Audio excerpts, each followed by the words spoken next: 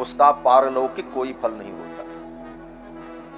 आप 24 घंटे राजनीति और दुनिया के जगत व्यवहार को करो, लेकिन उसका जो कुछ फल होगा वो यहीं मिलेगा, परलोक में कुछ मिलने वाला नहीं। आप दुनिया में बड़े बड़े कारोबार कर लो, उसका जो कुछ फल होगा इसी दुनिया में मिलेगा, परलोक में कुछ मिलने वाला नहीं। और जिस दुनिया में मिलेगा वो दुनिया भी छूटेगी और जो मिला है वो भी छूटेगा। ऐसी स्थिति में बुद्धिमान व्यक्ति परलोक के लिए संचय करता है कि परलोक में हमें क्या मिलेगा। इस संसार में तो जो हम कुछ करते हैं सब यहीं छूट जाता है, तो परलोक में हमारा कल्याण कैसे हो, इसके लिए बुद्धिमान व्यक्ति धर्म के पथ पर चलता है। स्वप्न में भी वो अधर्म का पक्ष नहीं लेता, क्योंकि इस धरती पर अगर कुछ सार है तो धर्म ही सार है। श्रीमद् वाल्मीकि रामायण में श्री जानकी जी भगवान श्री राम से कहती हैं कि धर्म सारमिदं जगत, ये जगत धर्म सार है। धर्म सार का मतलब इस जगत में धर्म ही एकमात्र सार है, बाकी सब कुछ बेकार है, निस्सार है। इस जगत में आकर के कोई अगर कहे कि सार तत्व क्या है इस संसार का, तो इस संसार में सार तत्व धर्म है। अब रही बात कि अपने अपने हिसाब से हर व्यक्ति अपनी बातों को पुष्ट करने के लिए कुछ न कुछ बातें कह लेता है और कहता है जगत में ये सार वो सार, लेकिन जगत में तो एकमात्र सार धर्म है। धर्म सारमिदं जगत, और वही धर्म जीव के साथ मरने के बाद जाता है।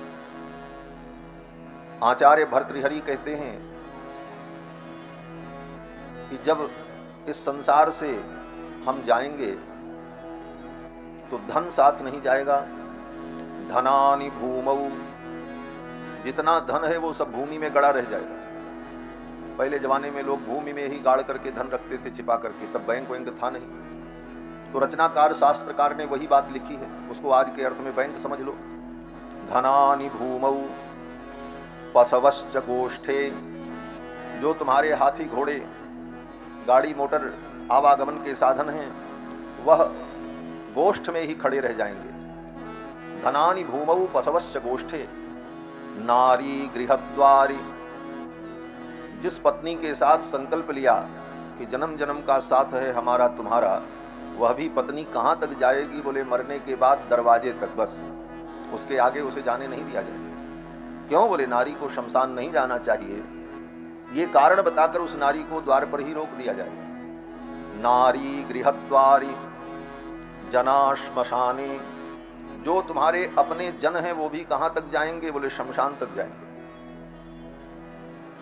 तुम्हारा देह, बोले जिस देह के लिए तुमने जीवन के सारे पाप किए, इस देह को सजाने के लिए, इसे बचाने के लिए, इसे खिलाने के लिए झूठ फौरेब अधर्म समस्त प्रकार के पाप किए, वो देह भी तुम्हारा साथ नहीं देगा। वो कहां तक जाएगा, बोले केवल चिता तक जाएगा। धनानि भूमौ पशवश्च गोष्ठे नारी गृहद्वारी जना श्मशाने देहश्चितायां परलोक मार्गे धर्मानुगो गच्छति जीव एकः। यह शरीर भी चिता में जलकर भस्म हो जाएगा और यह जीवात्मा जब अकेले जाएगा इस धरती से, तो उसके साथ अगर कुछ जाएगा तो उसका धर्म उसके साथ जाएगा। इसलिए बुद्धिमान व्यक्ति धर्म का संचय करता है। धर्म की पूंजी यहां भी काम आती है और वहां भी काम आती है, बाकी सारी पूंजी यहीं रह जाती है। जितना समय हम भगवान की चर्चा में सत्कर्म में व्यतीत कर लें, वही घड़ी धन्य घड़ी। गोस्वामी तुलसीदास जी महाराज कहते हैं, धन्य घड़ी सोई जब सत्संगा, धन्य जन्म द्विज भगति अभंगा। वो घड़ी धन्य है जितनी देर हम भगवान की पावन चर्चा में रहते हैं, भगवान का स्मरण करते हैं। वह काल परम मंगलमय काल होता है। गंगा के तट पर प्रायोपवेशन करके विराजमान महाराज परीक्षित को परमहंस श्री सुखदेव जी महाराज ने ये कथा सुनाई, जिस प्रसंग को हम सभी लोग श्रवण कर रहे हैं। कल के प्रसंग में आप सभी लोगों ने महाराज प्रियव्रत के वंश में उत्पन्न महात्मा भरत के चरित्र को श्रवण किया। इसके पश्चात श्री सुखदेव जी ने राजा परीक्षित को भूगोल का वर्णन करके सुनाया। भूगोल के वर्णन में 7 द्वीपों वाली ये पृथ्वी का वर्णन, जम्बू, प्लक्ष, सालमल, कुश, क्रौंच, शक इत्यादि द्वीपों का वर्णन, फिर इन द्वीपों में कौन कौन से देश हैं उनका वर्णन, और इसी क्रम में भारतवर्ष का वर्णन, भारतवर्ष की पवित्र नदियां और पर्वत और तीर्थ का वर्णन, ये सब सुखदेव जी ने राजा परीक्षित को सुनाया है। ये भारतवर्ष कर्म भूमि है। भारतवर्ष में ही कर्म करने का फल मिलता है। भारत के अतिरिक्त जो भूमि है वो भोग भूमि है। आप भारत में यज्ञ करो तो यज्ञ का फल आपको मिलेगा, लेकिन वही यज्ञ जाकर के अमेरिका और थाईलैंड में करो तो उसका पुण्य नहीं होगा, क्योंकि वो कर्म भूमि नहीं है। इसीलिए भारत के मान्य धर्माचार्य विदेश की यात्रा नहीं करते। कोई भी शंकराचार्य, आचार्य पीठ पर विराजमान धर्माचार्य विदेश यात्रा नहीं करते। क्यों? क्योंकि संध्या वंदन, नित्य होम, गायत्री जप, तर्पण, देवाराधन, ये जो नित्य कर्म है आचार्यों का, अगर वो विदेश यात्रा करें तो वहां पर वो नित्य कर्म करने पर भी उसका फल नहीं होगा, वो नित्य कर्म व्यर्थ हो जाएगा। तो कर्म का लोप होने पर व्यक्ति कर्महीन हो जाता है, शुद्धि अशुद्धि का विवेक समाप्त हो जाता है। अब इतना ही समझ लो कि विदेश में शुद्धि अशुद्धि और पवित्रता का कितना विचार है। शौच करने जाए तो पानी भी नहीं मिलेगा, कागज का उपयोग करना पड़ेगा। आज भी बड़े बड़े शहरों में लोग उसी का अनुकरण कर रहे हैं। जिस भारतवर्ष में शौच के बाद मृतिका से शुद्धि करके, स्नान करके, वस्त्र बदल करके लोग पवित्र होने की भावना करते हैं, ऐसे भारतीयों को विदेश में जाकर कागज का उपयोग करना पड़े अपने स्वच्छता के लिए, तो धर्म कहाँ बचेगा? इसीलिए बड़े बड़े धर्माचार्य विदेश यात्रा नहीं करते। और जो लोग करते हैं वो लोग ये दलील देते हैं कि हम धर्म प्रचार करने जा रहे हैं। धर्म प्रचार करने तुम नहीं जाते हो, तुम तो धन बटोरने जाते हो। धर्म प्रचार अगर करना ही है तो भारतवर्ष की जनता धर्म से विमुख हो रही है। पहले तो अपने देश के लोगों के धर्म को बचा लो। लोग नास्तिक हो रहे हैं, वेद शास्त्र के पथ को छोड़ रहे हैं, उनको बचाना जरूरी है। विदेशी के लोगों को धर्म की शिक्षा देना उतना जरूरी नहीं। एक कहावत है, पहले अपने घर में दिया जलाओ, अपने घर का अंधकार दूर करो, तब दूसरे के घर में दिया जलाने जाना। अपने देश की स्थिति यह है कि यहाँ के लोग धर्म कर्म से विमुख हो रहे हैं। वेदादि शास्त्रों के अध्ययन अध्यापन की परंपरा विलुप्त प्राय हो रही है। लोगों का आचरण नष्ट हो रहा है। आहार विहार की शुद्धि समाप्त हो गई। विवाहादि के व्यवहार बिगड़ गए। अंतरजातीय विवाह को सरकारें भी प्रोत्साहन देने लगीं। उसका दुष्परिणाम सब धीरे धीरे वर्ण संकर होते चले जा रहे। जब एक वर्ण का दूसरे वर्ण में विवाह होगा, अंतरजातीय विवाह, तो उसका परिणाम क्या होगा? बोले जो संतान पैदा होगी वो वर्ण संकर होगी। और वर्ण संकर संतान की फल क्या है? उसका फल क्या है? बोले गीता उठा करके पढ़ लेना। श्रीमद् भगवत गीता के प्रारंभ में ही अर्जुन ने भगवान से कहा, हे भगवान,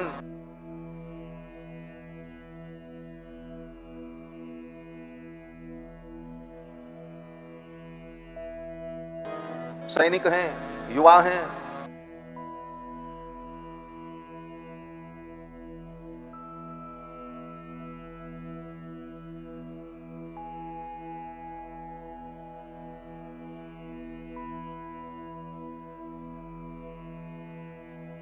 और वर्ण संकर संतान जो होती है उसके कारण उसके जो पितर स्वर्ग में बैठे हैं वो भी नरक में चले जाते हैं।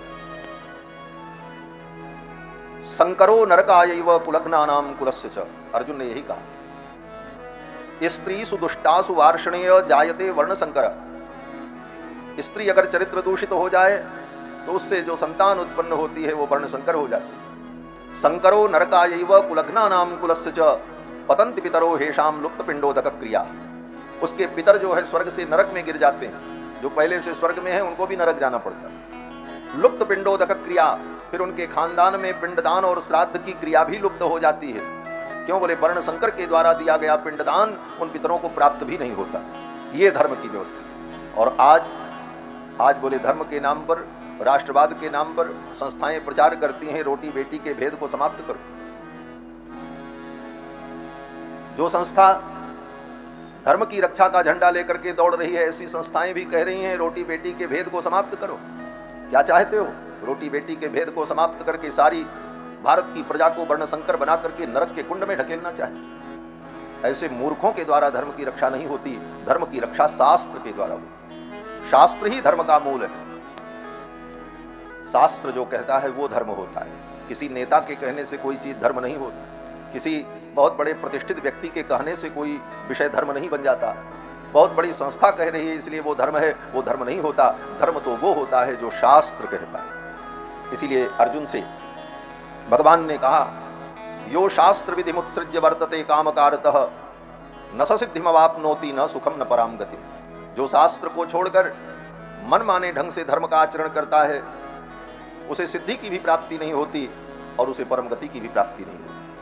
तो विदेश में जाकर के धर्म प्रचार करना उतना जरूरी नहीं है जितना जरूरी भारतवर्ष है। भारतवर्ष के गांव-गांव में जाकर लोगों को धर्म की शिक्षा देकर भारत का जो प्राण है, जिस कारण से भारत विश्वगुरु कहलाया, क्यों कहलाया विश्वगुरु भारत? इसीलिए कि भारत में धरती की सर्वश्रेष्ठ सृष्टि और सर्वश्रेष्ठ मानव सभ्यता और सर्वश्रेष्ठ साहित्य और ज्ञान इस भारतवर्ष में है। इसलिए भारत विश्व का गुरु है और वो जब बचा रहेगा तब भारत विश्वगुरु बनेगा। और खाली डंका पीटने से भारत विश्वगुरु बनने वाला नहीं है। तो बंधुओं, ये भारत की भूमि इतनी पवित्र भूमि है जिस भूमि में भगवान भी अवतार लेने के लिए लालायित होते। जयति भारत वर्ष देशः यस्य पावन भूमि भागे क्रीडितुम वांछति परेश। परेश परमात्मा भी इस भारत की भूमि में अवतार लेने के लिए लालायित रहते। इसीलिए भगवान का अवतार भारत में होता है। अमेरिका, जापान, इंग्लैंड में भगवान का अवतार नहीं होता। आप कहोगे, आपके मन में शंका, आप कहोगे कि ये तो आपके अनुसार है, आपके मत और आपके धर्म के अनुसार आपके भगवान का अवतार भारत में होता है। लेकिन ये बात तो दूसरे मत और पंथ के लोग नहीं मानते। बोले दूसरे मत पंथ के लोग जो हैं, चाहे वो ईसाई हों चाहे मुस्लिम हों, उनके मत पंथ के अनुसार भी दुनिया में कहीं पर किसी देश में उनका भगवान पैदा नहीं हुआ। पैदा हुआ हो तो बताओ। क्यों? बोले उनका भगवान धरती पर आता ही नहीं है। हाँ, उनका भगवान तो इतना अपनी शान में बैठा रहता है कि वो धरती पे आने को तैयार नहीं। वो अपने चेलों को भेजता है, स्वयं नहीं आता। ईसाई धर्म कहता है कि परमात्मा ने, गॉड ने अपने पुत्र को भेजा, स्वयं नहीं आया। वो पुत्र कौन है? बोले यीशु। इस्लाम कहता है वो अल्लाह ताला ऊपर से नहीं आता, वो अपने पैगंबर को, मैसेंजर को भेजता है। आज तक दुनिया में कहीं किसी भी मत पंथ के अनुसार किसी देश में भगवान का अवतार नहीं हुआ। किसी भी प्रकार से आप ईश्वर को मानते हैं तो उस प्रकार से भी तुम्हारा ईश्वर धरती पर नहीं आया। अगर कहीं आया तो भारतवर्ष में राम और कृष्ण का अवतार हुआ। ये भारत की भूमि, इस भारत में भगवान श्री राम कृष्ण नरसिंह अवतरित होते हैं। ऐसी ये भारत भूमि है जिस भूमि में भगवान भी अवतार लेने के लिए लालायित रहते हैं। जयति भारत वर्ष देशः यस्य पावन भूमि भागे क्रीडितुम वांछति परेश। और इस भारतवर्ष में ऐसे बड़े बड़े पवित्र तीर्थ, ऐसी सुंदर पवित्र नदियां, जिन नदियों के जल पीने से व्यक्ति के अंदर ज्ञान, वैराग्य, भक्ति का सहज संचार हो जाता है। वेदव्यास जी कहते हैं, ताम्रपर्णी नदी यत्र कृतमाला पयस्वनी, ताम्रपर्णी पयस्वनी कृतमाला कावेरी गंगा यमुना सरस्वती कृष्णवेणा। ये पवित्र नदियां जो भारत की हैं, इन नदियों का जो जल पीता है उनके अंदर भगवान की भक्ति का प्रादुर्भाव हो जाता है। ये पिबंति जलम तासाम, इन नदियों का जो जल पीता है, कलौ खलु भविष्यन्ति नारायण परायणाः, और वे सब नारायण परायण हो जाते हैं, भगवान के भक्त बनते हैं। ये भारत भूमि का बड़ा विस्तार से वर्णन किया सुखदेव जी ने। और इस भारत भूमि के अधिदेवता भगवान बद्री नारायण, भगवान बद्री नारायण जिनका दर्शन करने के लिए लोग जाते हैं, उनका नाम बद्री नारायण। लोग कहते हैं बद्री नारायण, बद्री नारायण। बद्री शब्द गलत है, बद्री नहीं होता, बदरी ऐसा है। बदरी माने बेर फल, जो बेर फल है उसी को संस्कृत में कहते हैं बदरी। भगवान नारायण अवतार लेकर जब वहां पर नर नारायण पर्वत के मध्य में बैठकर तप करने लगे तो लक्ष्मी जी बदरी वृक्ष बनकर भगवान के ऊपर छाया करने लगे। भगवान को धूप न लगे, भगवान को भगवान के ऊपर जल वृष्टि हो तो भगवान भीगे नहीं, इसीलिए लक्ष्मी जी बदरी वृक्ष बनकर भगवान के ऊपर छाया करती हैं, इसीलिए भगवान का नाम पड़ गया बदरी नारायण। जैसे लक्ष्मी नारायण, लक्ष्मी ही बदरी बन गई, इसीलिए उनका नाम पड़ा बदरी नारायण। बोलो श्री बदरी नारायण भगवान की जय। और ये बदरी नारायण भगवान का एक अवतार है। धर्म नाम के एक महर्षि थे, उनकी पत्नी का नाम मूर्ति था। धर्म नाम के महर्षि की पत्नी मूर्ति देवी के गर्भ से एक साथ भगवान दो रूपों में प्रकट हुए, नर और नारायण। नर नारायण भगवान प्रकट हुए, उन्हीं को बदरी नारायण भगवान कहा जाता है। तो बदरी नारायण भगवान जो हैं, ये भारतवर्ष के अधिदेवता हैं और भगवान नारायण तपस्या करते हैं। तपस्या क्यों करते हैं?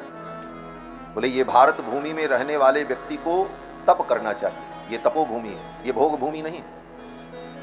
ये ज्ञान वैराग्य भक्ति की भूमि है। इस भूमि में रहने वाले को तप करना चाहिए, और अगर तप नहीं करता है इस भूमि में रहकर तो वो पाप करता है। तो भगवान ने सोचा कलयुग आएगा, कलयुग में लोगों के जीवन से तपस्या दूर चली जाएगी, लोग भोगवादी हो जाएंगे। ऐसी स्थिति में भारत में रहने वाले प्राणियों का कल्याण कैसे हो?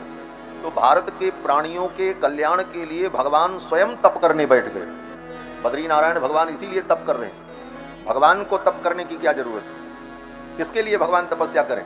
तो भगवान अपने भक्तों के लिए तप कर रहे हैं। भारतवर्ष में रहने वाले जो मनुष्य हैं, इन मनुष्यों के बदले में भगवान तप कर रहे हैं। बोले भगवान तप करेंगे और फल हमको कैसे मिलेगा?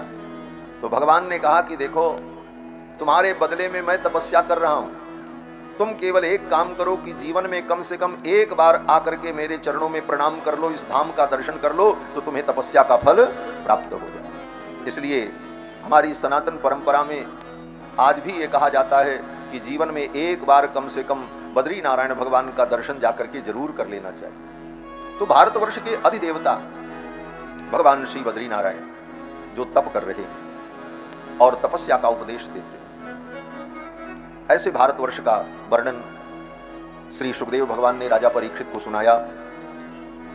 और इसके पश्चात सुखदेव जी ने राजा परीक्षित को नरक का वर्णन करके सुनाया। 21 प्रकार के नरक का वर्णन करके सुनाया।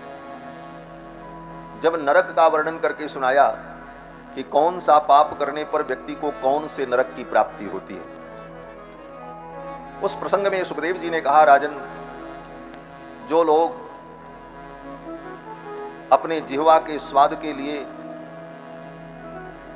पशु पक्षियों को मारकर उनके मांस का रंधन करके खा लेते हैं, तमप करुणम यमानुचराः कुंभी पाके तप्त तैले परिरंधयन्ति, उनको जमराज के दूत कुंभी पाक नाम के नरक में ले जाते हैं। जो व्यक्ति राजा अथवा राजा का कर्मचारी, राजकर्मी किसी निर्दोष व्यक्ति को दंड अभियोग में फंसाकर दंडित करता है, ऐसे राजा को और उस राजा के कर्मचारी को यमराज के दूत असिपत्र नाम के नरक में ले जाते हैं। जो व्यक्ति अपने वैदिक मार्ग को छोड़कर पाखंड मार्ग को अपनाता है, ऐसे उन पाखंडियों को यमराज के दूत सूकर मुख नाम के नरक में ले जाते हैं। अब संपूर्ण वर्णन मैं नहीं करूंगा, भागवत के षष्ठ स्कंद में, पंचम स्कंद के अंतिम अध्याय में पढ़ लेना, जो नरक का वर्णन सुखदेव जी ने राजा परीक्षित को सुनाया। कौन सा पाप करने पर व्यक्ति को कौन से नरक की प्राप्ति होती है। तत्काल भले आपको फल न मिले तो आपको लगेगा कुछ नहीं हुआ, हम बच गए, लेकिन समय आने पर वो कर्म का बीज फलीभूत होगा। आप खेत में कोई बिया डाल करके आओ, तुरंत वो अंकुरित नहीं होता, समय आने पर वो अंकुरित होगा और उसका रूप प्रकट होगा। उसी प्रकार ये कर्म के बीज जो हैं, समय आने पर पल्लवित और पुष्पित होते हैं, फिर उसका फल हमको जीवन में मिलता है, चाहे अच्छे कर्म हो चाहे बुरे कर्म हो। रही बात नरक की, तो लोग कहते हैं, आजकल ये सब तर्क किया जाता है, लोग कहते हैं नरक स्वर्ग कुछ नहीं है, जो कुछ है यही है। ऐसा कहते हैं ना लोग कि कहीं नरक स्वर्ग नहीं है, यही नरक स्वर्ग है, जो कुछ है। लेकिन ऐसा नहीं। नरक स्वर्ग है, और कर्मों के अनुसार नरक में और स्वर्ग में जीव को जाना पड़ता है। बोले भगवान ने नरक यहां क्यों नहीं बनाया, वहां क्यों बनाया? यही नरक बना देते तो लोग उस नरक में पाप भोगते, तो बाकी लोग देख करके सुधर जाते।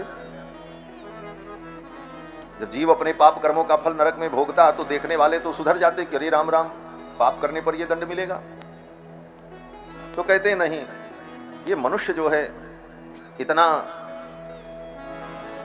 विचित्र प्राणी है कि ये देखने के बाद भी नहीं सुधरता है। क्या यहां देखने की व्यवस्था नहीं है? है देखने की व्यवस्था। आखिर छोटे मोटे पाप करने वाले व्यक्तियों को, अपराध करने वाले व्यक्तियों को पुलिस पकड़ती है, दंड देती है, जेल होती है, फांसी होती है, जुर्माना होता है, घर कुड़क हो जाता है, बुलडोजर चल जाता है। लेकिन इसके बाद भी क्या पाप करने वालों ने पाप करना बंद कर दिया? नहीं किया, कर रहे हैं। क्यों? बोले जन्म जन्मांतर से पाप कर्म की जो प्रवृत्ति है, वो प्रवृत्ति उनको पाप कर्म में प्रेरित कर देती है। तो यहां अगर भगवान नरक भी बना दें और उस नरक में पापी प्राणियों को यातना दी जाए, तो वह यातना देख करके भी लोग सुधरने वाले। अब रही बात कि भगवान ने परलोक में नरक क्यों बनाया? बोले इसलिए बनाया कि इस लोक में दंड का पूरा पूरा विधान नहीं किया जा सकता, क्योंकि इस लोक में दंड के विधान की एक निश्चित सीमा है। इसको आप ऐसे समझो कि जैसे किसी व्यक्ति ने एक व्यक्ति की हत्या कर दी, तो उसको इस धरती पर किसी भी देश का कानून अधिकतम क्या दंड देगा? मृत्यु दंड देगा। इससे ज्यादा तो कुछ होता नहीं, फांसी पर चढ़ा दो। अगर किसी ने किसी की हत्या की तो इस धरती के किसी भी देश का कानून अधिकतम यही दंड देगा कि इसको फांसी पर चढ़ा दो। और अगर किसी व्यक्ति ने 50 व्यक्ति की हत्या की, 500 व्यक्ति की हत्या की, तो उसको इस धरती पर अधिकतम दंड क्या दिया जाएगा? बोले फांसी दे दो। इससे ज्यादा तो आप कुछ करने की क्षमता नहीं रखते, ज्यादा से ज्यादा आप उसे फांसी पर चढ़ा दोगे। तो क्या यह न्याय हुआ? एक व्यक्ति की हत्या करने वाले को भी फांसी और 500 व्यक्ति को जो मारा उसको भी फांसी। तो क्या उसके कर्मों का प्रायश्चित्त हुआ? नहीं हुआ। जिसने 500 व्यक्ति की हत्या की, उसको 500 बार मरने के बराबर कष्ट हो, तब उसके पाप का प्रायश्चित्त होगा ना। हिसाब तो ये होना चाहिए। और ये व्यवस्था इस धरती पर नहीं हो सकती। क्यों? बोले एक बार उसे फांसी पर चढ़ाओगे, दोबारा वो फांसी चढ़ने लायक रहेगा ही नहीं। क्यों? बोले एक ही बार में मर जाएगा। एक बार वो मृत्यु तुल्य कष्ट सह लेगा, एक बार मृत्यु का कष्ट सह लेगा, दोबारा उसे मरना नहीं पड़ेगा, एक बार में काम खत्म। तो उसके 499 अपराध का प्रायश्चित्त नहीं हुआ। 499 हत्याओं का प्रायश्चित्त उसका इस धरती पर नहीं हुआ। तब बोले उसके लिए उसको नरक जाना पड़ेगा। और नरक में जब जाएगा तो उतनी बार उसको मृत्यु दंड दिया जाएगा, और उतनी बार मृत्यु दंड देने पर भी वो नहीं मरेगा और मृत्यु तुल्य कष्ट प्राप्त करेगा, और तब उसके पापों का प्रायश्चित्त होगा। इसलिए परमात्मा ने नरक की व्यवस्था की है। और यही स्थिति स्वर्ग की भी। स्वर्ग क्यों बनाया भगवान ने? बोले स्वर्ग में सब कुछ सुख होता। बोले वो सब सुख यहां भी हो जाए, यहीं स्वर्ग बना देते। बोले यहां स्वर्ग बना दें, लेकिन स्वर्गीय सुख को भोगने का शरीर इस धरती पर नहीं होता। क्यों? बोले इस शरीर की, ये मानव जो शरीर है, इस शरीर की एक निश्चित क्षमता है। इस शरीर से आप अधिकतम कितना सुख भोग सकते हैं और इस शरीर से अधिकतम कितना दुख भोग सकते हैं। उससे ज्यादा सुख भोगेंगे तब भी मर जाएंगे, और उससे ज्यादा दुख भोगेंगे तब भी मर जाएंगे। इस शरीर की एक क्षमता है। इस शरीर को ज्यादा दुख दिया जाएगा तो क्या होगा? बोले शरीर छूट जाएगा। अब बहुत ज्यादा सुख दिया जाए, बोले शरीर उतना सुख भोग नहीं सकता। आपका मन करे कि आप 1 कुंटल रसगुल्ला खाओ तो क्या खा सकते हो? नहीं खा सकते। अगर धरती पर रहने वाला कोई व्यक्ति सोचे कि हम अखंड निद्रा प्राप्त करें, 500 दिनों तक हम सोते ही रहें, अखंड निद्रा का सुख लें, बोले इस धरती पर संभव ही नहीं हो सकता। बोले ऐसे असीमित आनंद और सुख को पाने के लिए ही स्वर्ग की व्यवस्था परमात्मा ने। स्वर्ग का जो शरीर होता है स्वर्गीय प्राणियों का, उसकी क्षमता बहुत अधिक होती है। उस शरीर से वो वर्षों तक सुख का भोग करते हैं। और उसी प्रकार नरक में यातना भोगने वाले प्राणियों के लिए जो शरीर होता है, उस शरीर से वो बड़ी बड़ी यातनाओं को भोगते हैं, क्योंकि उस शरीर की क्षमता होती है, और उसी लिए परमात्मा वो शरीर उनको देता है। इस व्यवस्था के तहत भगवान ने स्वर्ग और नरक बनाया है। तो स्वर्ग नरक में जाकर के जीव अपने पाप पुण्य को भोगता है। नरक का जब वर्णन सुनाया तो राजा परीक्षित डर गए। राजा परीक्षित ने कहा, महाराज, नरक में इतनी यातनाएं दी जाती हैं, अगर जीव से पाप हो गया, अपराध हो गया, तो वो नरक से कैसे बच सकता है? क्या कोई उपाय है? तो सुखदेव जी ने कहा, हाँ राजन, एक उपाय है। अगर पाप हो गया और उसे ज्ञान हो गया कि हमसे गलती हुई, तो उन पापों का प्रायश्चित कर ले। एक उपाय तो ये है, लेकिन प्रायश्चित तो एक दो पापों का व्यक्ति करेगा। पिछले जो अनेक जन्मों के पाप अभी स्टॉक में रखे हुए हैं, समय आने पर मिलेगा उसका फल, उसका क्या होगा? तो सुखदेव जी कहते हैं, राजन, अगर मनुष्य जीवन में आकर समय रहते व्यक्ति को ज्ञान हो जाए और वो भगवान के चरणों की भक्ति में लग जाए, तो एक जन्म में की गई भक्ति उसके जन्म जन्म के पाप को नष्ट कर देगी। ये सिद्धांत बताया सुखदेव जी ने। क्या सिद्धांत बताया? बोले, केचित् केवलया भक्त्या वासुदेव परायणाः अघम धुन्वन्ति कार्ष्णेन निहारमिव भास्करः। सुखदेव जी कहते हैं, राजन, केचित् केवलया भक्त्या, केवल भगवान की भक्ति के द्वारा, अघम धुन्वन्ति कार्ष्णेन, उसके जितने पाप हैं वो धुल जाते हैं। किस प्रकार से? बोले, जैसे सूर्य भगवान के प्रकट होने पर अंधकार खत्म हो जाता है। जो अंधकार 12 घंटे से अपनी सत्ता बनाए था, पूरी रात रहा, 12 घंटे अंधकार ने अपना कब्जा जमा रखा था, लेकिन सूर्य के प्रकट होने के बाद उस अंधकार को नष्ट होने में कितना समय लगता है? बोले, 12 मिनट कौन कहे, 12 सेकंड भी नहीं लगता। सूर्य भगवान के प्रकट होते ही 12 घंटे से अंधकार की जो सत्ता थी वो क्षणार्ध में, आधे क्षण में भी समाप्त हो जाती। जिस प्रकार सूर्य के प्रकाश से अंधकार नष्ट हो जाता है, उसी प्रकार भगवान की भक्ति के द्वारा जन्म जन्म के जो पाप हैं वो नष्ट हो जाते हैं। ये सिद्धांत बताया। राजा परीक्षित ने कहा, महाराज, कोई सिद्धांत और कोई बात तब समझ में आती है जब कोई उदाहरण हो, दृष्टांत हो। तो कोई दृष्टांत आप बताओ कि जिसने बहुत पाप किया हो और भगवान की भक्ति के द्वारा उसके सारे पाप नष्ट हो गए। तब सुखदेव जी ने एक दृष्टांत सुनाया, कथा सुनाई। क्या कथा? बोले, बड़ी प्रसिद्ध कथा है, अजामिल की कथा। अजामिल ब्राह्मण था, कान्यकुब्ज देश में रहता था और बड़ा विद्वान था।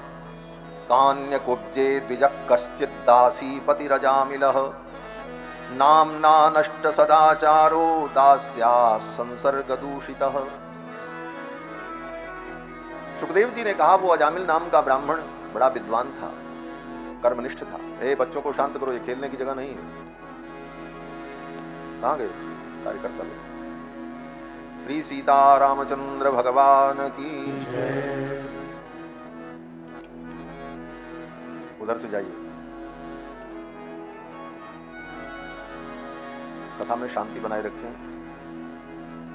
मैं निवेदन कर रहा था कि सुखदेव जी ने कहा कि अजामिल नाम का ब्राह्मण बड़ा विद्वान था, बड़ा तपस्वी था, लेकिन एक दासी के संसर्ग से दूषित हो गया। दासी का संसर्ग क्या था? बोले, संसार की वासना और विकार ये हृदय में कैसे आता है? बोले, सुन करके अथवा देख करके, दो साधन होते हैं। आंखों से आप संसार की वासना को अगर देखोगे तो ये आंख ऐसा कैमरा है कि फोटो खींच करके तुरंत चित्त के पास भेजेगा, मन के पास। बोले, ये सुख तुम भी अपने जीवन में पाओ। ये आंख का कैमरा उस वासना को, उस विकार को अपने हृदय में पहुंचा देता है, फिर उसके हृदय में भी वही इच्छा उत्पन्न होने लगती है। इसलिए वासना और विकार को देखना भी बड़ा हानिकारक है। अजामिल के जीवन में जो पतन हुआ उसका यही कारण था। अजामिल बड़ा शुद्ध पवित्र था, कहीं जा रहा था, रास्ते में जंगल पड़ा। वहां जंगल में कोल भील जाति की एक स्त्री थी दासी, और वह किसी पुरुष के साथ स्वच्छंद रूप से वासना से युक्त होकर भोग में प्रवृत्त थी। उच्छृंखल भोग प्रवृत्ति जिसको कहा जाता है, मनमुखी भोग, शास्त्र सम्मत भोग, उसको तो हमारे यहां धर्म कहा गया है गीता में। भगवान कृष्ण कहते हैं कि धर्मा विरुद्ध कामोस्मि भरतर्षभ। हे अर्जुन, धर्म के अनुकूल जो भोग है वह भोग भी, वह काम भी मेरा स्वरूप है। अपने वर्ण के अनुकूल भार्या से पाणी ग्रहण करके विधि पूर्वक विवाह करके धर्म का पालन करते हुए एक पत्नी व्रत रहकर ऋतुकालाभिगामी होकर जो पुरुष रहता है, उस पुरुष का जो काम है, जो भोग है, वह भी भगवान का स्वरूप है। भगवान कहते हैं वो मेरा स्वरूप है। धर्मा विरुद्ध कामोस्मि भरतर्षभ। हे अर्जुन, धर्म के अविरुद्ध जो भोग है वो मेरा स्वरूप है। इसीलिए भगवान का एक नाम है काम। जिस काम की निंदा की जाती है वो काम भी भगवान का नाम है। क्यों बोले? इसीलिए वह धर्म के अनुकूल हो तो भगवान है। इसीलिए विष्णु सहस्त्र नाम में भगवान के नाम का जब उच्चारण करते हैं तो कहते हैं कामी कांतक कृतागम, काम काम पद प्रभु। तो भगवान काम है, कामी है, भगवान कामप्रद हैं, लेकिन धर्म के अनुकूल काम हो तो भगवान उस काम को पूर्ण भी करते हैं। इसीलिए गोपियां कहती हैं, सुरतनाथ ते शुल्क दासिका, आप काम हैं, आप काम को सुख देने वाले हैं, आप काम के स्वामी हैं। तो कौन से काम के स्वामी भगवान हैं? बोले जो धर्म के अनुकूल हो। तो धर्मानुकूल जो भोग है वह तो धर्म है, लेकिन धर्म विरुद्ध उच्छृंखल पशु के समान भोग आदि, जैसे पशुओं में कोई नियम नहीं होता, वे पशु मनमुखी होकर भोग में प्रवृत्त होते हैं। जो पशु जिस जननी से पैदा होता है, बड़ा होने के बाद अपनी उसी जननी को वो गर्भवती भी करता है। तो यह पशुओं का जो भोग है वह भोग मनुष्यों का नहीं है। लेकिन आज विदेशी सभ्यता में पशुवत भोग को लोग सुख का साधन मानकर जीवन में प्रवृत्त होते। तो वह पशुवत भोग देखकर अजामिल के मन में विकार उत्पन्न हो गया। और आज देखो, आज तो ऐसी स्थिति है कि सारे नियंत्रण समाप्त हो गए। व्यक्ति कहीं न देखे तो उसके हाथ में मोबाइल है और उस मोबाइल में सारी दुनिया के बवंडर उपद्रव दिखाई पड़ते रहेंगे। और दुर्भाग्य है इस भारत का कि सरकार ने लोगों की रक्षा के लिए तो बड़े कानून बनाए, लेकिन लोगों के चरित्र की रक्षा के लिए कोई व्यवस्था नहीं की। सरकार क्या नहीं कर सकती? सरकार चाहे तो आज सोशल मीडिया पर ऐसे साइट को बंद कर सकती है, लेकिन सरकार ने भी खुली छूट दे रखी। लोगों का चारित्रिक पतन होगा, तो चारित्रिक पतन होने पर वो ज्ञान शून्य हो जाएंगे, केवल भोग में प्रवृत्त रहेंगे, उनको दुनिया से मतलब नहीं। तो राजनेताओं का स्वार्थ पूरा होता रहेगा, सत्ता का भोग करते रहे, जनता पागल बनकर के घूमती रहे। आज सरकार चाहे तो ऐसे अश्लील पोस्टें जो पड़ रही हैं और जो दिखाई पड़ रहा है, छोटे छोटे बच्चे भी उन मोबाइल के माध्यम से देख करके विकार से युक्त हो जा रहे हैं। इस पर सरकार को नियंत्रण करना चाहिए। और सरकार के पास सारी शक्तियां होती हैं, सरकार के पास सारे साधन होते हैं, 1 मिनट में नियंत्रण हो जाए। और मैंने तो देखा है महाराज, जब उनके विरुद्ध कोई बात होती है तो उसको तुरंत आदेश हो जाता है, इसको सोशल मीडिया के सभी प्लेटफॉर्म से डिलीट कर दिया जाए। क्यों? बोले उससे उनको परेशानी, और जिससे उनको परेशानी नहीं है, दुनिया बर्बाद हो, वो डिलीट नहीं हो सकता, वो रुक नहीं सकता, वो तो जैसे चल रहा चलता रहे। यह दोहरा व्यवहार समाज के लिए घातक। बंधुओं, तो आंखों से देखकर और कानों से सुन करके ही विकार हृदय में उत्पन्न होता। अजामिल ब्राह्मण इतना बड़ा ज्ञानी था, लेकिन उस कोल भील के भोग को देखकर उसके अंदर वो प्रवृत्ति पैदा हुई, और परिणाम बोले वह भी उसी प्रकार भोग आदि कर्म में प्रवृत्त हो गया और अपने सारे धर्म कर्म से विमुख हो गया, भूल गया सब धर्म कर्म। परिणाम क्या हुआ? बोले परिणाम बोले उसी भोग में पड़ा रहता। धीरे धीरे वृद्धावस्था आ गई। एक दिन वो बीमार बिस्तर पर पड़ा था, यमराज के दूत उसे लेने आए, क्योंकि अब उसको नरक जाना था। यमराज के दूत जब उसे लेने आए तो यमराज के भयंकर दूतों को देख करके उसे बहुत डर लगा, ये तो हमें मार डालेंगे। और वहीं बिस्तर पर उसने मलमूत्र कर दिया भय के कारण। मरते समय जो लोग बिस्तर पर मलमूत्र कर देते हैं, निश्चित रूप से उन्हें यमराज के दूतों का दर्शन होता है और जान जाते हैं कि अब मुझे क्या गति प्राप्त होगी, इसलिए मलमूत्रादि भी वैसी समय मरते समय बिस्तर पर हो जाता है। बंधुओं, अजामिल बिस्तर पर पड़ा था।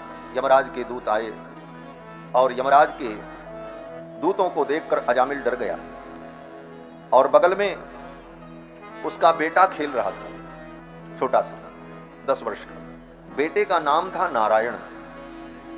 संयोग से उसने अपने बेटे का नाम नारायण रखा था।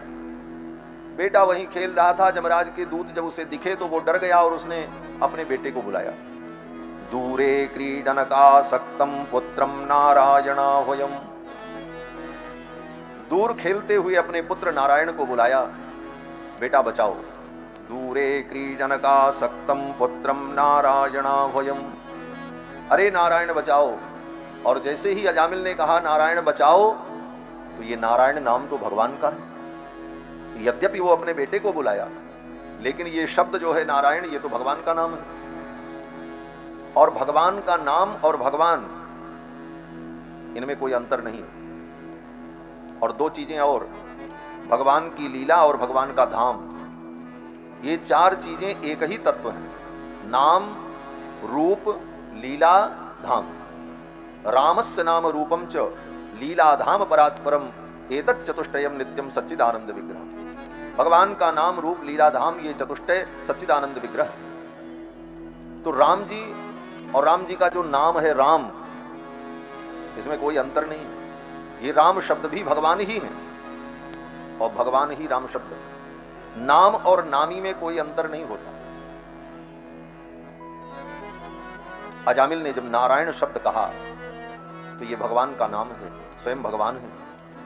नाम महाराज, नाम का उच्चारण करते ही उसके सारे पाप नष्ट हो गए। और उसी समय भगवान के दूत आ गए और भगवान के दूतों ने कहा इसे छोड़ दो और तुम लोग जाओ। यमराज के दूतों ने कहा महाराज ये बहुत बड़ा पापी है, हम इसे नरक ले जाएंगे।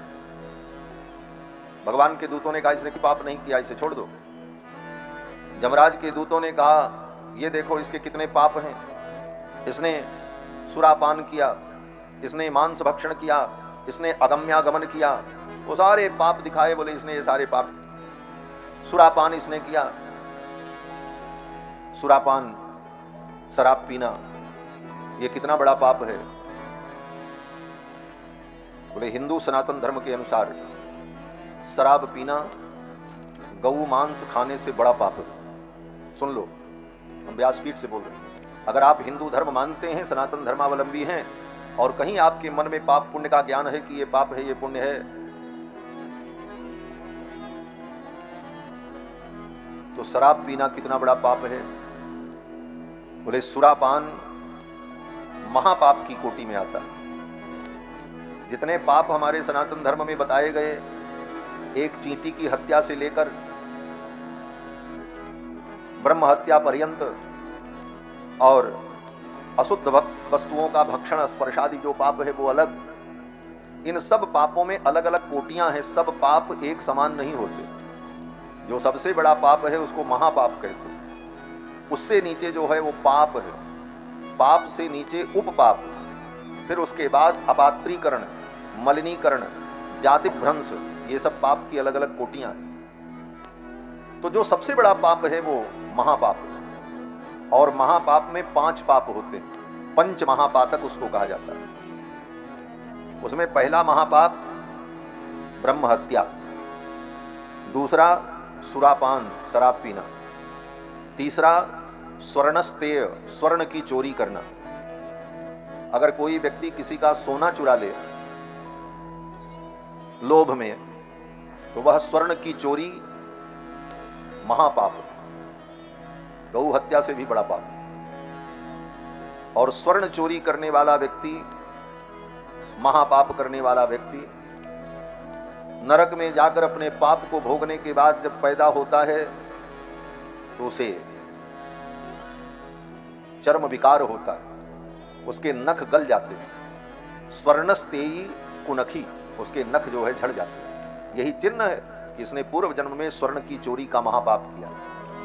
तो पहला महापाप ब्रह्म हत्या, दूसरा सुरापान, तीसरा स्वर्णस्तेय, स्वर्ण की चोरी, और चौथा महापाप गुरुवांगना गमन, गुरु की पत्नी के साथ व्यभिचार। गुरु माने केवल गुरु नहीं, गुरु माने जो हमारे लिए पूज्य और वंदनीय हैं, बड़ा भाई, चाचा, मामा, ऐसे जो श्रेष्ठ जन हैं, उनकी पत्नी के साथ अगर कोई व्यभिचार करता है गुप्त रूप से अथवा प्रकट रूप से, तो वह महापापी। तो ये 4 महापाप, ब्रह्म हत्या, सुरापान, स्वर्णस्तेय और गुरुवांगना गमन। और 5वां महापाप बोले ये 4 पाप करने वाले व्यक्ति के साथ जो उठता है, बैठता है, खाता है, पीता है, उनका अनुमोदन करता है, उनके साथ रहता है, वह भी उसी कोटि का पापी माना जाता है, चाहे वो पाप करे चाहे न करे। इसीलिए शराब पीने वाले व्यक्ति के साथ जो रहेगा उसको भी शराब पीने का ही पाप लगता है, वो भी महापातकी। जो व्यक्ति गुरुवांगना गमन करता है, उस व्यक्ति के साथ जो व्यक्ति रहता है वह भी उसी पाप का भागीदार बनता है। तत्संगी पंचैते पातकी जनाः, उनका संग करने वाला 5वां उसी कोटि का पापी होता है। ये 5 महापाप, इन 5 महापाप से व्यक्ति को बचना चाहिए। इसी को महापातकी कहते हैं। तो कहते हैं ना कि महापातकी है, तो महापातकी का मतलब कि यही 5 पाप में जो पाप किया है वो महापातकी होता है। आप कहोगे कथा सुनाते सुनाते ये पाप का वर्णन महाराज सुना रहे हैं, अच्छी बात नहीं बता रहे हैं। बोले ये भी अच्छी बात है। संग्रह त्याग के बिनु पहचाने, जिस वस्तु का आपको संग्रह करना है उसे भी जानने की आवश्यकता है, और जिस वस्तु का त्याग करना है उसे भी जानने की आवश्यकता है। पुण्य क्या है, धर्म क्या है, यह जानना जरूरी है, लेकिन इसके साथ साथ पाप क्या है, अधर्म क्या है, यह भी जानना जरूरी है। क्यों? बोले अगर आप नहीं जानेंगे तो धोखे में आपसे अधर्म हो जाएगा, आप नहीं जानेंगे तो आपसे धोखे में पाप हो जाएगा। इसलिए पाप अधर्म क्या है यह भी जानना जरूरी है, और पुण्य और धर्म क्या है यह भी जानना जरूरी है। आप नहीं जानते हैं कि जहर खाने से व्यक्ति मर जाता है, और जहर क्या होता है, तो कभी धोखे से खा लेंगे तो परिणाम तो उल्टा ही हो जाएगा। इसलिए यह भी जानना जरूरी है कि जहर क्या है, उसका रूप क्या है, उसके खाने का परिणाम क्या है। जब ये आप जानते रहेंगे तब आप उससे बच पाएंगे, और नहीं जानते हैं तो धोखे में हो सकता है कभी आप उसके चक्कर में पड़ जाएं। इसलिए पाप को भी जानना चाहिए, पाप क्या है, अधर्म क्या है। अजामिल बहुत बड़ा पापी था। यमराज के दूत जब लेने आए तो भगवान के दूतों ने कहा इसे छोड़ दो, चले जाओ, इसने नारायण नाम का उच्चारण कर लिया है, अब ये पापी नहीं। यमराज के दूतों ने पूरी चार्ज शीट प्रस्तुत कर दी, बोले देखो इतना पाप इसने किया। भगवान के दूतों ने कहा ये सब कागज पत्र तुम अपना रखो, इसने मेरे स्वामी भगवान नारायण का नाम लिया है, और हमारे स्वामी के नाम की ये महिमा है। सांकेत्यम परिहास्यम वा स्तोभम हेलनमेव वा वैकुंठ नामक ग्रहणम अशेषाघ हरम विदुः। संकेत में कोई भगवान का नाम ले ले, परिहास में भगवान का नाम ले ले, मजाक में भगवान का नाम ले ले, सांकेत्यम परिहास्यम वा स्तोभम हेलनमेव वा, अवहेलना पूर्वक भी भगवान का नाम अगर ले ले तो वैकुंठ नामक ग्रहणम अशेषाघ हरम विदुः, भगवान का नाम लेने पर उसके सारे पाप नष्ट हो गए। ये मेरे प्रभु के नाम की महिमा है। इसलिए इसने नारायण कहा, नारायण बचाओ, ये नारायण शब्द का उच्चारण करते ही उसके सारे पाप नष्ट हो गए। अब इसे तुम यमराज को के पास नहीं ले जा सकते। भगवान के दूतों ने ये सब कह करके यमराज के दूतों को विदा कर दिया। फिर भगवान के दूत भी उसे छोड़ करके चले गए, क्योंकि वो तो बचाने आए थे। अजामिल ने ये दृश्य बिस्तर पर पड़े पड़े देखा। अजामिल को सद्बुद्धि आ गई, बुद्धि बदल गई। भगवान के पार्षद उन वैष्णवों का, भगवान के भक्तों का दर्शन उसे हुआ, और भगवान के ही भक्त नहीं, भगवान के भक्तों के भक्त का भी दर्शन हुआ। वो यमराज के दूत कौन थे? बोले भगवान के भक्त थे। हाँ, यमराज के दूत कोई खराब नहीं है। वो कौन है? बोले यमराज के सेवक हैं। और यमराज कौन है? बोले यमराज स्वयं भगवान के परम भक्त हैं। 12 भक्तों का जब नाम लिया गया, स्वयं यमराज ने कहा कि हम 12 भक्त भगवान के प्रमुख भक्तों की कोटि में हैं। उसमें जब नाम लिया तो यमराज कहते हैं स्वयंभू नारद शंभु कुमारक कपिलो मनु प्रहलादो जनको भीष्मो बलिर्वय्यासिकिर्वयम् द्वादशैते विजानीमो धर्मम भागवतम भटाः। हम 12 लोग इस भागवत धर्म के भट्ट हैं। भागवत धर्म क्या है? भागवत धर्म माने भगवान की भक्ति, यही भागवत धर्म है जो भागवत हम सुन रहे हैं। और इस धर्म के आचार्य 12 लोग हैं। कौन कौन? ब्रह्मा, नारद, स्वयंभू नारद शंभु, भगवान शंकर, सनत कुमार, श्री मनु जी महाराज, कपिल मुनि, प्रहलाद जी, श्री जनक जी महाराज, भीष्म पितामह, राजा बलि और वेद व्यास के पुत्र सुखदेव जी और यमराज। ये 12 लोग भगवान के प्रमुख भक्त हैं जो भागवत धर्म के भट्ट हैं। यमराज के जो दूत हैं वो कौन हैं? बोले यमराज के भक्त हैं। तो भगवान के भक्त का दर्शन हुआ। और भगवान के जो सेवक हैं वो भगवान के भक्त हैं, वैकुंठ के पार्षद, उनका दर्शन हुआ। तो भगवान के भक्तों का दर्शन और भगवान के भक्तों का दर्शन और ऐसी सुंदर उन वैकुंठ के पार्षदों की वाणी ये सुन करके अजामिल की बुद्धि बदल गई। अजामिल ने सोचा मैं इतना बड़ा पापी और मैंने अपने पुत्र को बुलाया, नारायण कहा तो भगवान के पार्षद मुझे बचाने आ गए। अगर मैं श्रद्धा से प्रेम से भगवान का नाम लेता, विश्वास के साथ नाम लेता तो भगवान की मेरे ऊपर कितनी बड़ी कृपा होती। सद्बुद्धि आ गई और उसी दिन उसने निर्णय कर लिया कि अब आज के बाद मैं कोई पाप नहीं करूंगा। जो हुआ सो हुआ, लेकिन आज मैं कान पकड़ता हूं। अब जीवन में जो कुछ मेरा जीवन शेष बचा है मैं कोई अपराध नहीं करूंगा और भगवान के चरणों की भक्ति करूंगा। और उसी दिन अजामिल अपना घर छोड़कर हरिद्वार चला गया और हरिद्वार में जाकर के गंगा के तट पर रहकर उसने खूब नारायण नाम का जप किया और नारायण नाम के उच्चारण से उसके जन्म जन्मांतर के सारे पाप नष्ट हो गए और मरने के बाद उसे नरक नहीं जाना पड़ा, वो भगवान के धाम का अधिकारी हो गया। अब इस कथा का मतलब ये मत समझ लेना कि भगवान के नाम में इतनी शक्ति है तो हम खूब पाप करें और पाप करने के बाद बस भगवान का नाम ले लेंगे सब काम बन जाएगा। दिन भर पाप करें और रात में जब बिस्तर पर सोने जाएं तो एक बार कहें राम, बस हो गया काम। अगर ये सोच करके पाप करोगे तब कभी नष्ट नहीं होगा वो पाप। भगवान का नाम सारे पापों को नष्ट करने वाला है, इसलिए अब पाप करने में कोई डर नहीं, चाहे जितना पाप हम करें। ये सोचकर अगर पाप कर्म में प्रवृत्ति होती है तो भगवान का नाम तुम्हारी रक्षा नहीं करेगा। लेकिन सच्चे मन से अगर आज सद्बुद्धि आ जाए कि हमने जो कुछ गलत किया अब हम नहीं करेंगे, आगे भगवान की भक्ति करेंगे, ये सोचकर भगवान के नाम का उच्चारण करे तो उसी क्षण एक बार भगवान का नाम लेने पर उसके सारे पाप नष्ट हो जाए। 2 बार भी नहीं लेना पड़ेगा, एक बार बस राम आपने कहा, पिछले सारे पाप समाप्त हो गए। लेकिन शर्त यह है कि आगे हम पाप नहीं करेंगे। गोस्वामी तुलसीदास जी कहते हैं, उत्तरकांड के अंतिम प्रसंग में कहते हैं कि ये राम नाम, एक बार राम नाम का उच्चारण कर ले, कही नाम बारक ते भी पावन हो ही। एक बार राम नाम का उच्चारण करके व्यक्ति पावन हो जाता है। बोले कोई हुआ, कोई उदाहरण है आपके पास? तो गोस्वामी जी कहते हैं कितना उदाहरण मैं बताऊं।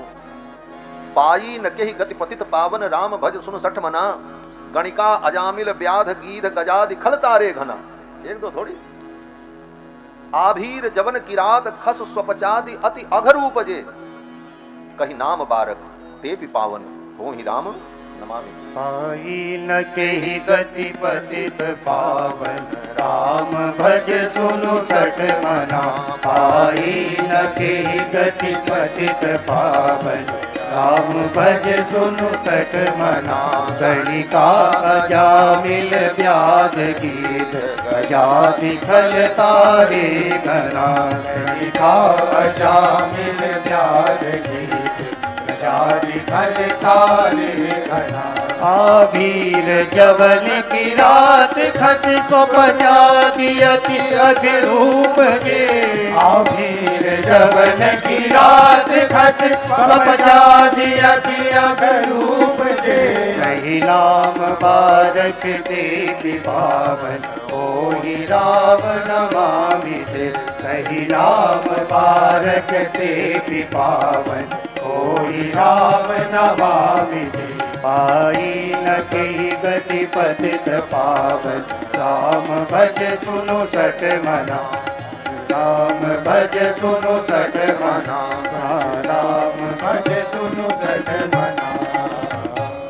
भगवान का नाम एक बार भी व्यक्ति ले ले तो उसके पाप नष्ट हो जाते, लेकिन शर्त यह है कि आगे हम कोई पाप नहीं करें। सुखदेव जी कहते हैं, राजन ऐसा महनीय भगवान का नाम और जिह्वा अपने वश में है। यह भी नहीं है कि भगवान का नाम लेने के लिए किसी से जीभ उधार मांगने की जरूरत है कि भाई चलो आधे घंटे के लिए आप अपनी जीभ हमको दे दो, हम राम नाम बोलेंगे। जीभ आपकी अपनी, जिह्वाच वशवर्तिनी।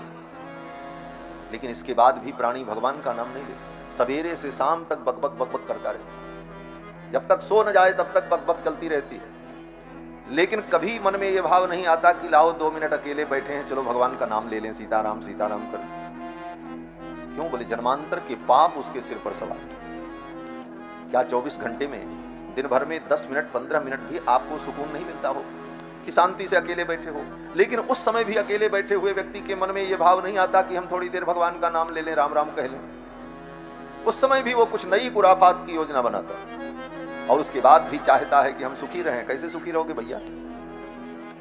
सुख तो भगवान के चरणों में है।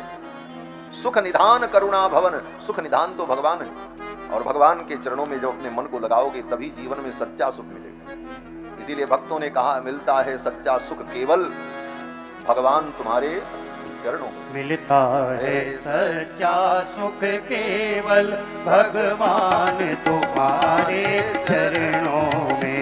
मिलता है सच्चा सुख केवल भगवान तुम्हारे चरणों में। मिलता है सच्चा सुख केवल भगवान तुम्हारे चरणों में। मिलता है सच्चा सुख केवल भगवान तुम्हारे चरणों में। यह विनती है पल छिन छिन की, रहे ध्यान तुम्हारे चरणों में। यह विनती है पल छिन छिन की, रहे ध्यान तुम्हारे चरणों में। चाहे बैरी सब संसार बने, चाहे बैरी सब संसार बने, चाहे बैरी सब संसार बने, चाहे बैरी सब संसार बने, चाहे जीवन मुझे पर भार बने, चाहे जीवन मुझे पर भार बने, चाहे मौत गले का हार बने, चाहे मौत गले का हार बने, रहे ध्यान तुम्हारे चरणों में। मौत गले का हार बने, रहे ध्यान तुम्हारे चरणों में। मिलता है सच्चा सुख केवल भगवान तुम्हारे चरणों में। मिलता है सच्चा सुख केवल भगवान तुम्हारे चरणों में। भगवान तुम्हारे चरणों में। भगवान तुम्हारे चरणों में। सच्चा सुख तो भगवान के चरणों में प्राप्त है। भगवान के अतिरिक्त संसार में अगर सुख पाने के लिए संसार के साधनों को तुमने कारण समझा तो उसके साथ आपके दुश्मनों की कतार लग जाएगी। व्यक्ति सोचता है धन मिल जाए तो हम सुखी हो जाए, धन मिलते ही दुश्मन तैयार हो जाते। इतनी संपत्ति मिल जाए दुश्मन तैयार हो जाते। हमको बहुत बड़ी प्रतिष्ठा मिल जाए तो हम सुखी हो जाएं, बोले हजारों विरोधी तैयार हो जाते। हमको अमुक पद मिल जाए, बोले हजारों विरोधी खड़े हो जाते। जहां देखो वहीं सारी दुनिया दुश्मन बनने लगती है। लेकिन भगवान के चरणों पे जाने पर श्री बिंदु जी महाराज कहते हैं कि हे भगवान, अब तो मैंने अपना हृदय आपको दे दिया। जब तक अपना हृदय मैंने आपके चरणों में नहीं लगाया था तब तक तो सारी दुनिया हमारी शत्रु बनी घूम रही थी। जब ये दिल दुनिया का था दुश्मन हजारों थे, मगर जब से दिल तुझको दिया हर दिल के प्यारे बन गए। श्याम सुंदर अब तो हम आशिक तुम्हारे बन गए। श्याम सुंदर अब तो हम आशिक तुम्हारे बन गए। श्याम सुंदर अब तो हम आशिक तुम्हारे बन गए। तुम हमारे बन गए और हम तुम्हारे बन गए। तुम हमारे बन गए और हम तुम्हारे बन गए। जब ये दिल दुनिया का था दुश्मन हजारों बन गए। जब ये दिल दुनिया का था दुश्मन हजारों बन गए। जब ये दिल तुझको दिया हर दिल के प्यारे बन गए। जब ये दिल तुमको दिया हर दिल के प्यारे बन गए। श्याम सुंदर अब तो हम आशिक तुम्हारे बन गए। श्याम सुंदर अब तो हम आशिक तुम्हारे बने गए। आँख भर देखेंगे जब तुमको समझ लेंगे कभी। आँख भर देखेंगे जब तुमको समझ लेंगे कभी। तुम समझ ले दिल बना वैकुंठ अब वैकुंठ द्वारे बन गए। दिल बना वैकुंठ अब वैकुंठ द्वारे बन गए। श्याम सुंदर अब तो हम आशिक तुम्हारे बन गए।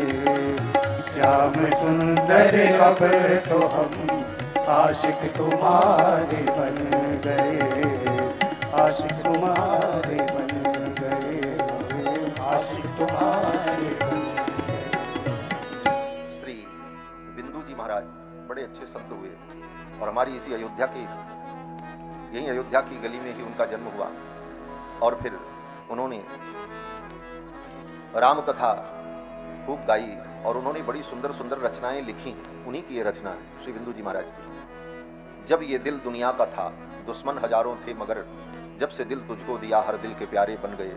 श्याम सुंदर अब तो हम आशिक तुम्हारे बन गए। तुम हमारे बन गए और हम तुम्हारे बन गए। इसमें लोग पंक्ति बदल देते हैं, तुम हमारे हो न हो पर हम तुम्हारे बन गए। कितनी गलत पंक्ति है। तुम हमारे हो न हो, भगवान तो सदा तुम्हारे ही।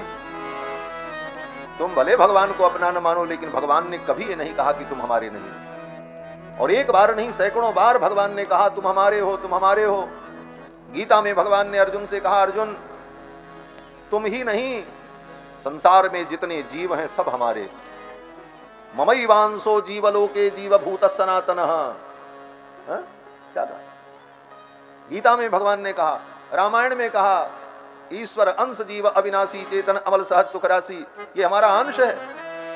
ये तो जीव अज्ञानी है जो कहता हम आपके नहीं, हम तो इनके हैं।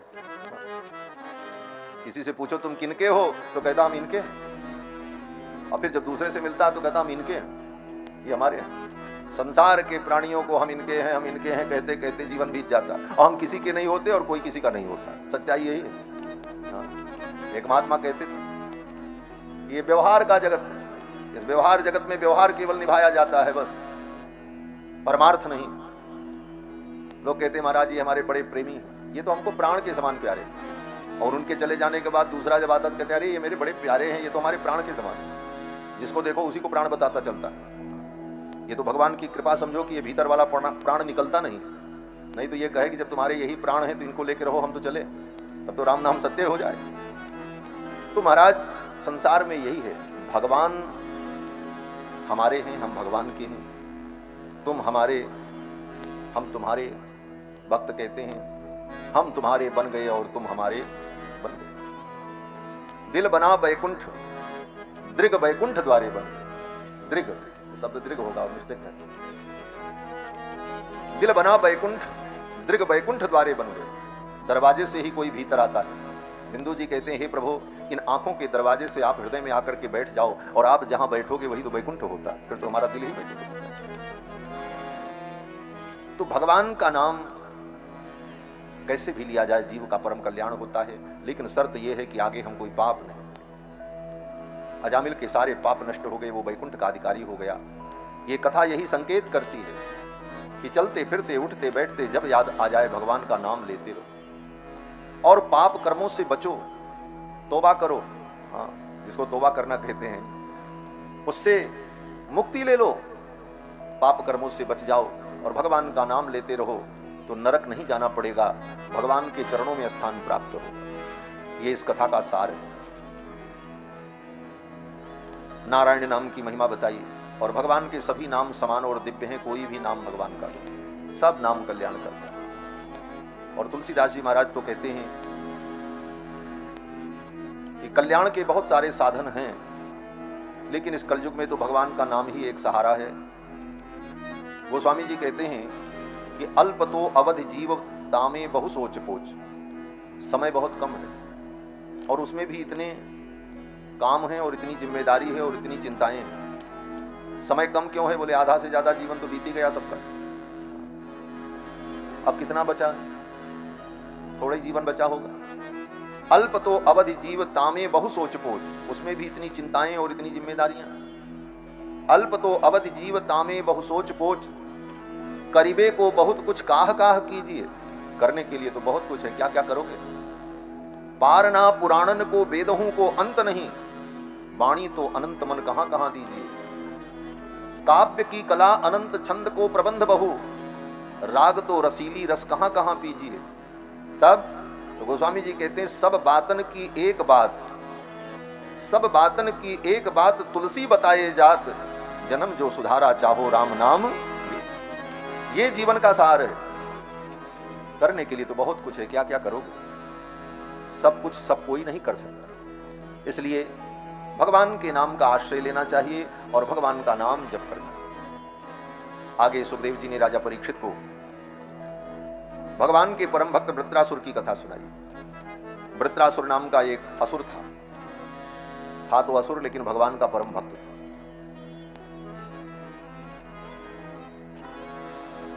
वृत्रासुर त्वष्ट्रा महर्षि के यज्ञ कुंड से उत्पन्न हुआ था। कथा बड़ी लंबी है, सूत्र में केवल आपको हम बता दें, क्योंकि कृष्ण जन्म तक हमको सबको पहुंचना भी है। लेकिन आप लोग डरो मत। हमको पहले ही जजमान जी बताए थे कि सब कथा श्रोता डर गए। हमने कहा किससे डर गए? बोले आपसे डर गए। अरे हम कहे कोई भूत ऊत है क्या? हमसे क्या डरने की? बोले आपने जो कह दिया कि रात के 12 बजे कृष्ण जन्म होगा, इसलिए सब डरे हुए हैं, 12 बजे तक बैठना पड़ेगा। लेकिन चिंता मत करो, 12 बजे तक नहीं बैठना पड़ेगा। आपका प्रेम, आपकी भक्ति होगी तो भगवान जल्दी ही प्रकट हो जाएंगे। 12 नहीं बजने देंगे, पहले ही ठाकुर जी का प्राकट्य कर लेंगे, लीला का अनुभव करेंगे। तो मैं निवेदन कर रहा था कि वृत्रासुर नाम का एक असुर भगवान का परम भक्त हुआ। इस कथा की भूमिका यही है कि एक बार देवराज इंद्र ने अपने गुरु का, देवराज इंद्र सभा में बैठे थे। देवगुरु बृहस्पति जब आए तो इंद्र अपने आसन से नहीं उठे, बैठे रहे गद्दी पर। धर्म कहता है कि गुरु आए, आचार्य आए तो आचार्य गुरुजनों के आने पर उठ करके खड़े हो जाना चाहिए। उनके लिए, उनके सम्मान में उठ करके खड़े हो जाना, यह अभ्युत्थान धर्म। इंद्र खड़े नहीं हुए, बैठे रहे गद्दी पर कि हम तो देवताओं के राजा। बृहस्पति को बुरा लगा, जहां पर इतना बड़ा अपमान हो और ऐसे अभिमानी व्यक्ति के पास बैठना पड़े, देवगुरु बृहस्पति को अच्छा नहीं लगा। अभिमानी व्यक्ति के पास बैठने से मन में क्लेश ही उत्पन्न होता है। देवगुरु बृहस्पति देवताओं की सभा छोड़ करके भाग गए, कहीं चले गए। भाग गए का मतलब कहीं छिप गए, चले गए, बताया ही नहीं किसी को। दैत्यों को पता चला कि देवताओं के गुरुजी कहीं चले गए। इस समय देवताओं के ऊपर गुरुजी की कृपा नहीं। दैत्यों ने जाकर के अपने गुरु शुक्राचार्य से कहा, गुरुदेव आजकल देवताओं के ऊपर गुरुजी की कृपा नहीं है। शुक्राचार्य ने कहा इसी समय स्वर्ग पे आक्रमण कर दो, गुरु की कृपा नहीं है इसलिए देवता पराजित हो जाएंगे। शुक्राचार्य की कृपा दैत्यों पर थी। दैत्यों के पास गुरु की कृपा का बल था और देवताओं के पास गुरु की कृपा का बल नहीं था। परिणाम, बोले दैत्यों ने आक्रमण कर दिया और स्वर्ग को जीत लिया। स्वर्ग पर दैत्यों का साम्राज्य हो गया। इसीलिए कहते हैं गुरु मेहरबान तो चेला पहलवान। अगर गुरु मेहरबान है तो चेला पहलवान है, और गुरु मेहरबान नहीं है तो चेला की दुर्गति होना तय। गुरु की कृपा का बड़ा भारी महत्व है शास्त्र में हमारा। देवराज इंद्र पराजित हो गए, दैत्यों का साम्राज्य स्थापित हो गया। दैत्यों में भी एक बड़ी अद्भुत विशेषता है। दैत्य और देवता, सुनते ही हमको आपको लगता है कि दैत्य बड़े खराब हैं, बड़े दुष्ट हैं, और देवता बड़े अच्छे हैं। लेकिन दोनों का अपना अपना धर्म है। दैत्य भी भगवान के भक्त हुए हैं। प्रहलाद कौन थे? दैत्य ही थे। राजा बलि कौन थे? दैत्य ही थे, भगवान के परम भक्त। विभीषण कौन थे? राक्षस थे। बड़े बड़े भगवान के भक्त हुए। और ये दैत्य बड़े ज्ञानी भी होते थे। और मैं तो कभी कभी कहता हूं कि आज के मनुष्यों से कहीं अच्छे थे। जितने दैत्य हैं उनका वर्णन पढ़ लो, सब संध्या वंदन करते थे, सब नियम का पालन करते थे, यज्ञोपवीत धारण करते थे, चंदन लगाते थे, त्रिपुंड लगाते थे, ऊर्ध्वपुंड लगाते थे, अग्निहोत्र करते थे, वेद पढ़ते थे। दैत्य रामायण पढ़ लो, हनुमान जी महाराज जब लंका में पहुंचे सीता जी का पता लगाने के लिए,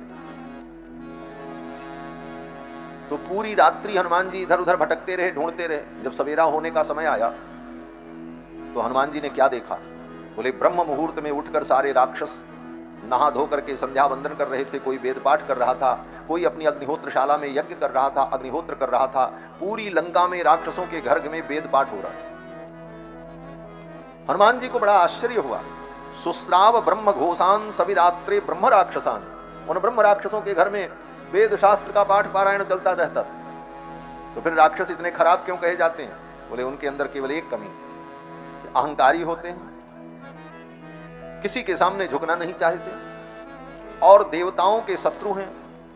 इस कारण से समय समय पर भगवान उन दैत्यों का, असुरों का वध कर देते हैं। और दैत्य इतने बड़े गुरु भक्त होते हैं कि उनके गुरु कह दें अपना सिर काट करके दे दो, तो ये दैत्य अपना सिर काट करके दे। ऐसी गुरु भक्ति तो दैत्यों से सीखनी चाहिए, विलक्षण गुरु भक्ति।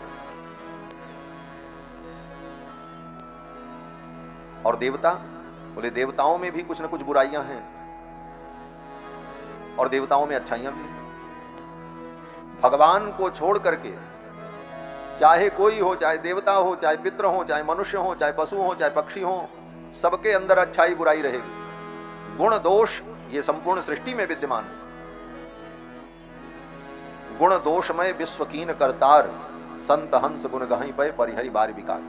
ये सारी सृष्टि गुण दोषमय है। केवल भगवान ऐसे हैं जिनमें केवल गुण है, दोष नहीं है। बाकी सब में गुण दोष है। तो देवताओं में भी गुण है तो दोष भी है। दोष क्या है? बोले देवता अपने गुरु का अनादर भी कर देते। और इनका गुण क्या है? बोले इनका एक सबसे बड़ा गुण है कि कोई भी संकट आए तो देवता भगवान की शरण ग्रहण कर लेते हैं, भगवान के भरोसे रहते हैं। इसलिए समय समय पर भगवान इनकी सहायता भी करते रहते। और दैत्यों में, बोले दैत्यों में अभिमान होने के कारण ये भगवान की शरण में नहीं जाते, इसलिए भगवान इनको दंड देते। एक शब्द में कहा जाए तो दैत्य गुरु भक्त हैं और देवता गोविंद के भक्त हैं। गुरु और गोविंद दो ही तो तत्व हैं। इसीलिए दोनों अपने अपने में किसी से कम नहीं रहते महाराज। संघर्ष चलता रहता है। संघर्ष किस चीज का है? बोले सत्ता का संघर्ष। सत्ता की ही लड़ाई होती है। देवता कौन है? बोले देवता दक्षिणपंथी है। और दैत्य कौन है? बोले वामपंथी। लड़ाई दोनों की चलती रहती है और सत्ता के लिए ही लड़ाई। स्वर्ग की सत्ता को पा लिया दैत्यों ने, अब देवता इधर उधर भटकने लगे। तब देवताओं ने भगवान से, ब्रह्मा से कहा क्या करें? ब्रह्मा जी ने कहा गुरु जी को ढूंढो। गुरु जी मिले नहीं। बोले गुरु जी मिल नहीं रहे। तो ब्रह्मा जी ने कहा अपने गुरु की गद्दी पर किसी दूसरे योग्य ब्राह्मण को बैठा करके उन्हीं को गुरु मान करके उनकी पूजा करके उनका आशीर्वाद प्राप्त करो तो कल्याण होगा।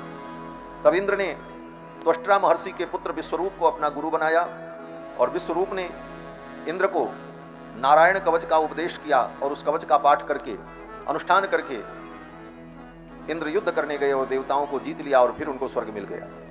स्वर्ग तो मिल गया लेकिन स्वभाव नहीं बदला, वही अहंकार बना रहा। एक दिन नए वाले गुरु जी विश्वरूप जी यज्ञ कर रहे थे और यज्ञ करते करते उन्होंने 2-4 आहुति दैत्यों को दी।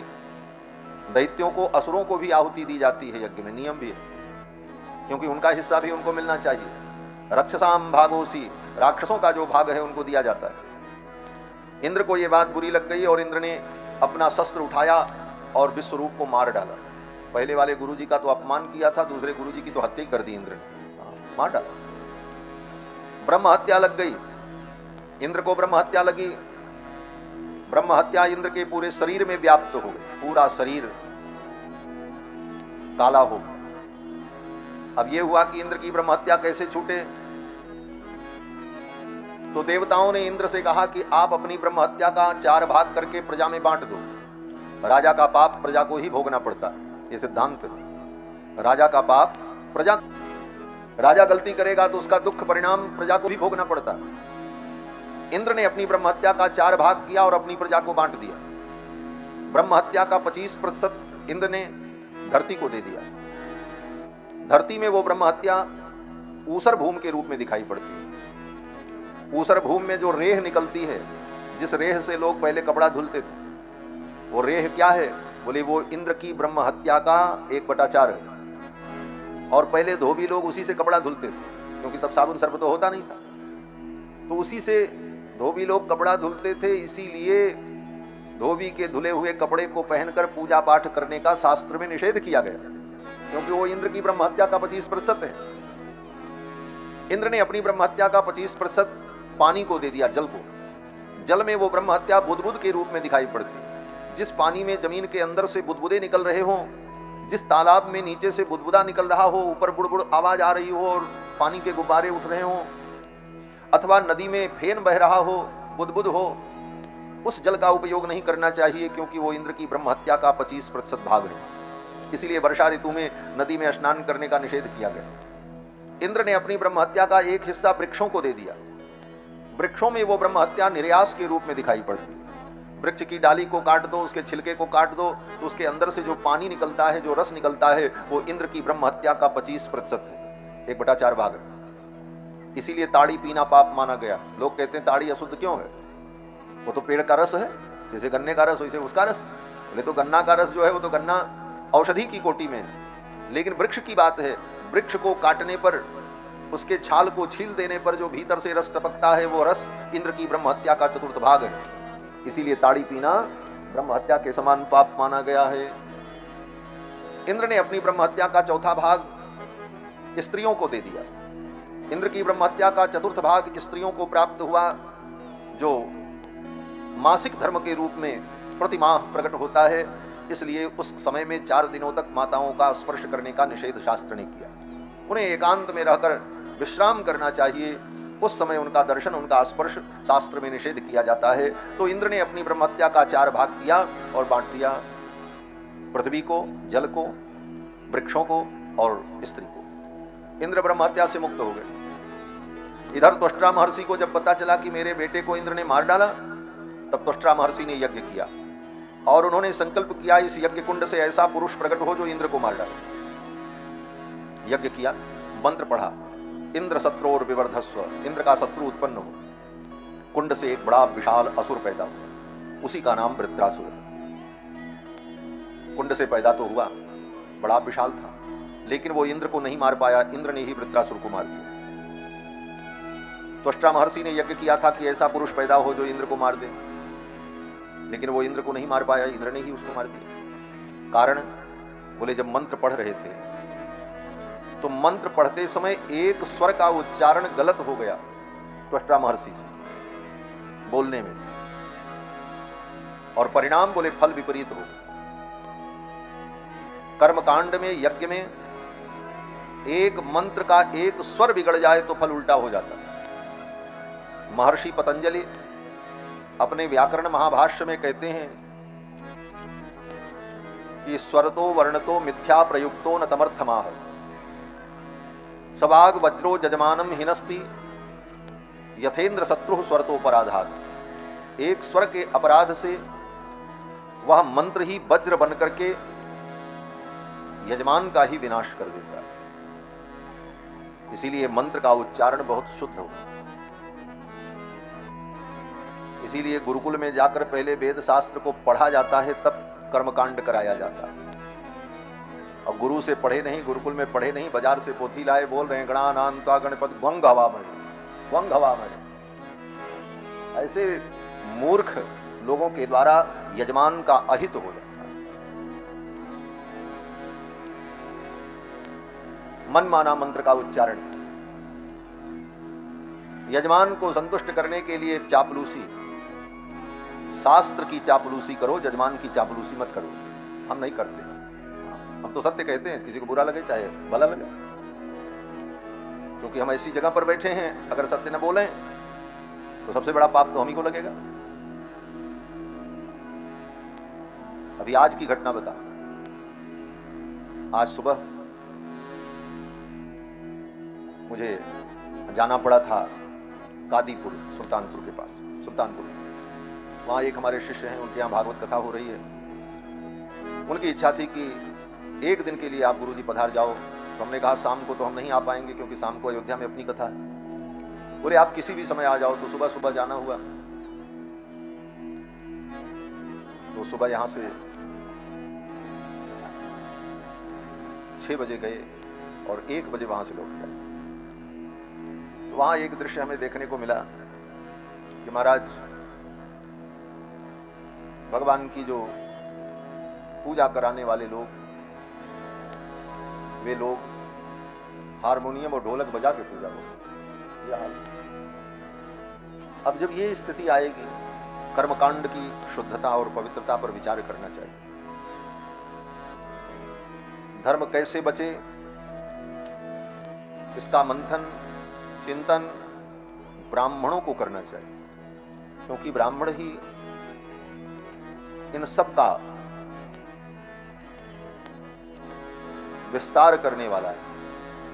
ब्राह्मण के अंदर तपस्या, योग्यता, त्याग और समर्पण और विद्या रहेगी तो संपूर्ण विश्व का मंगल होगा, सभी प्राणियों का मंगल होगा। और जब ब्राह्मण भी लोभग्रस्त होकर कर्महीन हो जाएगा तो बाकी लोगों को कौन बचा पाएगा। इसलिए ब्राह्मण का परम धर्म है कि वो धर्मशास्त्र की रक्षा करे, समाज में धर्म की स्थापना करे।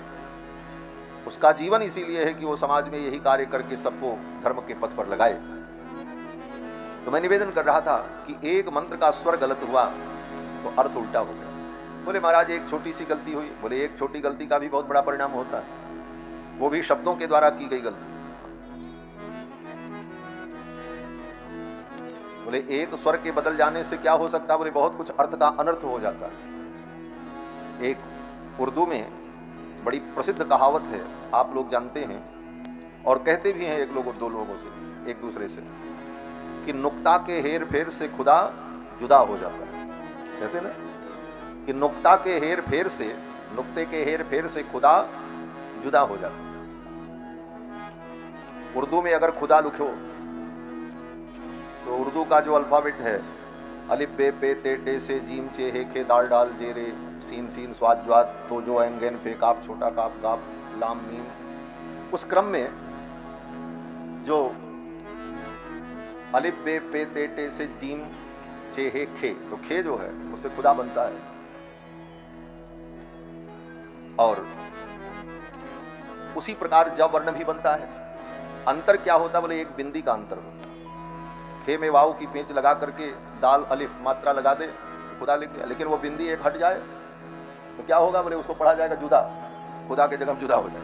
तो एक बिंदी बदल जाने से खुदा जुदा हो जाता है। कहते हैं एक स्वर बदल जाए तो अर्थ का अनर्थ हो गया, पूरे वाक्य का अर्थ ही बदल जाता है। एक बिंदी का कितना महत्व है समझ लो। इसको ऐसे भी समझ लो, उधर से भीम आ रहे हों,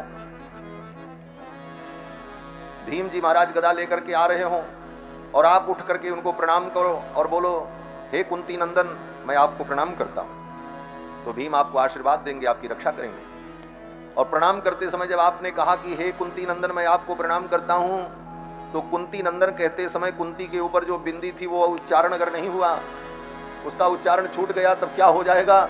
बोले अब हम तो नहीं बोलेंगे, लेकिन अगर आपने उच्चारण नहीं किया, कुंती में ऊपर जो बिंदी है उसका उच्चारण आप भूल गए, तो भीम जी आपके ऊपर प्रसन्न नहीं होंगे, अभी तो अपनी गदा से तुम्हारी खोपड़ी फोड़ देंगे। एक बिंदी बदल गई तो अर्थ का अनर्थ हो गया।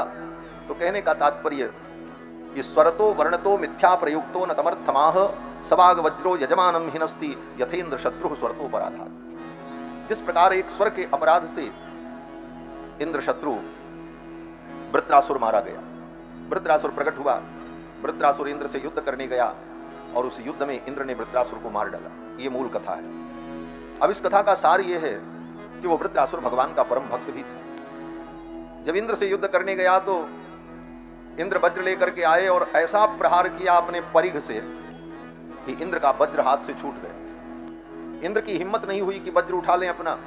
वृत्रासुर ने कहा लज्जित मत हो इंद्र, उठाओ अपना वज्र, आओ युद्ध करो, चिंता मत करो, विजय तुम्हारी होगी, क्योंकि तुम्हारे ऊपर भगवान श्री हरि की कृपा है, तुम्हारे वज्र में भगवान विष्णु की शक्ति प्रतिष्ठित है, विजय तो तुम्हारी होगी। मेरी मृत्यु तय है मैं जानता हूं, लेकिन मैं युद्ध करूंगा, अपने कर्तव्य का त्याग मैं नहीं करूंगा। ये तो संसार है, अपने अपने कर्तव्य का व्यक्ति को पालन करना चाहिए, उसमें क्या लाभ है क्या हानि है इस पर विचार नहीं करना चाहिए, अपने कर्तव्य का पालन करना चाहिए। इसलिए आओ मैं युद्ध करूंगा। वृत्रासुर युद्ध करने के लिए आए। और रही बात लाभ हानि, कौन जीतेगा कौन हारेगा? कहते हैं इस संसार में जीतने का भी कोई मूल्य नहीं है और हारने का भी मूल्य नहीं है। क्यों? बोले संसार ही झूठा खेल है। क्या सोचता रे पागल मनुआ, जो बीत गया सो बीत गया। इस झूठे खेल का मूल्य ही क्या? कोई हार गया कोई जीत गया। खेल ही जब झूठा है तो उस खेल के झूठे खेल में न जीतने का कोई मूल्य है न हारने का कोई मूल्य। जैसे मंच पर नाटक चल रहा हो, एक राजा बना है, एक सिपाही बना है, एक चोर बना है और एक जोकर भी है। लेकिन क्या सच में वो राजा राजा है? क्या वो सच में चोर चोर है? अथवा वो जो सिपाही है वो सच में सिपाही है? बोले पर्दे के पीछे सब बराबर है, न कोई राजा है, न कोई सिपाही है, न कोई चोर है। लेकिन पर्दे पर अभिनय करते समय कोई चोर है, कोई राजा है, कोई सिपाही है। यही है संसार का झूठा खेल। क्या सोचता रे पागल मनुआ, जो बीत गया सो बीत गया। इस झूठे खेल का मूल्य ही क्या? कोई हार गया कोई जीत गया। वृत्रासुर ने कहा आओ युद्ध करो। इंद्र आए युद्ध करने के लिए। वृत्रासुर ने कहा मैं अपने भगवान की स्तुति करूं, अपने भगवान का ध्यान करूं, उसी समय तुम अपने वज्र से मुझे मार देना। मैं भगवान का स्मरण करते हुए मरूंगा तो अपने भगवान के चरणों में पहुंच जाऊंगा। और 4 श्लोकों में वृत्रासुर ने जो स्तुति की है उसको कहते हैं वृत्रासुर चतुश्लोकी भागवत में। वृत्रासुर के वो 4 श्लोक उसकी स्तुति के इतने अद्भुत हैं, इतने अद्भुत हैं कि मैं आपको क्या बताऊं। अगर उन 4 श्लोकों की व्याख्या की जाए तो कम से कम 4 घंटे का समय उसके लिए चाहिए। वृत्रासुर ने जो जो कहा है उन 4 श्लोकों में उसका जो भाव गांभीर्य है, भाव की गंभीरता और जितनी सूक्ष्म बातें वृत्रासुर ने कह करके भगवान की स्तुति की है, लेकिन व्याख्या करने का समय नहीं है। केवल उसका सार हम बता दें। उन 4 श्लोकों का सार यही है कि वृत्रासुर ने कहा कि हे भगवान, मुझे कोई कामना नहीं है, मुझे कुछ नहीं चाहिए। मुझे केवल ये चाहिए कि मैं सदा आपके चरणों का दास बना रहूं और आपका स्मरण करता रहूं। बस। बातें बहुत हैं उसमें, बड़े बड़े रहस्य भी हैं, लेकिन सबका सार केवल इतना है उसकी स्तुति का कि वृत्रासुर भगवान से कहना चाहता है कि हे भगवान, मेरी कोई इच्छा नहीं है, मेरी कोई कामना नहीं है, बस आपके चरणों की भक्ति बनी रहे, मैं आपका स्मरण करता रहूं, यही आप कृपा करो मुझे। और ये कहते हुए वृत्रासुर ने युद्ध किया। युद्ध में इंद्र ने वृत्रासुर को मारा। वृत्रासुर के शरीर से एक दिव्य ज्योति निकली, आकाश में विलीन हो गई। वृत्रासुर को परम गति की प्राप्ति हुई। इसके बाद सुखदेव जी ने राजा परीक्षित को भक्त प्रहलाद का चरित्र सुनाया। भक्त प्रहलाद के लिए भगवान खंभे से प्रकट हो गए, नरसिंहावतार हुआ। कथा आपको मालूम है। हिरण्यकश्यपु ने अपने पुत्र प्रहलाद को मारने के सारे उपाय किए।